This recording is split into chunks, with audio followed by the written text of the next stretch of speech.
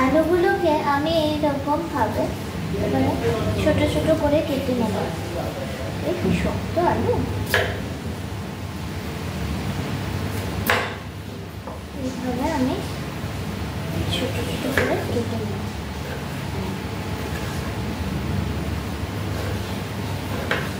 এইভাবে দেখো আমি ছোট ছোট টুকরো করে প্রত্যেকটা আলুকে কেটে নেব।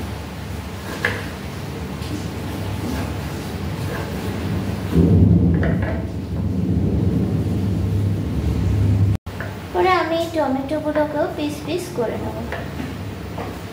এইভাবে আমি টমেটোগুলোকে ছোট ছোট টুকরোতে কেটে নেব। এইভাবে দেখো আমি ছোট ছোট টুকরোতে কেটে নিয়েছি টমেটোগুলোকে। আমি সাদা আলুটা করে নেব, তার জন্য আমি কড়াইতে দিয়ে দিচ্ছি পরিমাণ মতো তেল।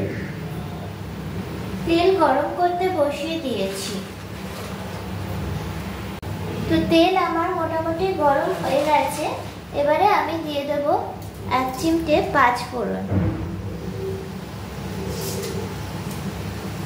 আর দিয়ে দেব 2টো তেজপাতা।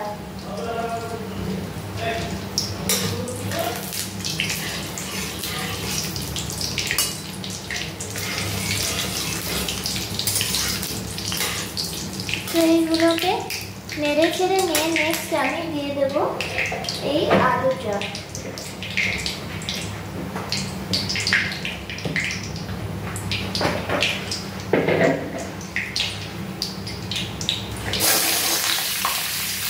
আলুটা দেওয়ার পরে আমি দিয়ে দেবো 3-4টে গোটা কাঁচা লঙ্কা, যেহেতু আমার বাচ্চা আছে আর দুটো ছিঁড়ে দিচ্ছি।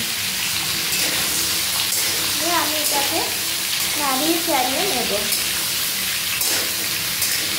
এটাকে তারপরে পরিমাণ মতো নুন অ্যাড করব।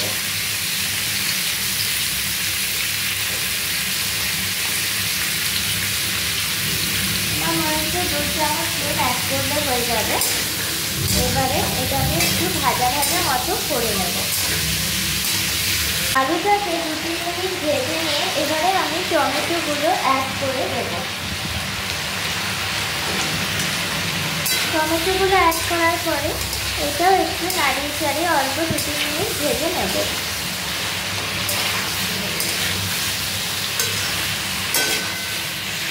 এটাকে আমি 2-3 মিনিট এই টমেটোটা গলা অবধি ভেজে নিয়েছি।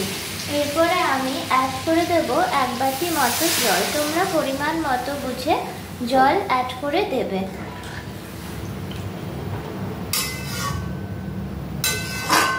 দিয়ে এখানে আরো 1 চামচ মতো নুন আমি অ্যাড করে দেব ঝোলের জন্য।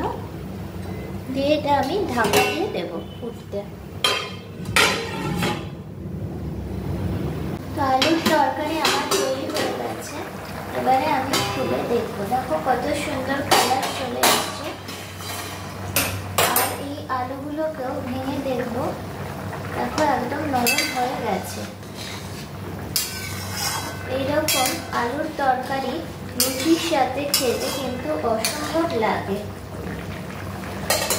তো এই যে আমার লুচি, এই লুচি আর আলুর তরকারি আজকে আমার কম্বিনেশন।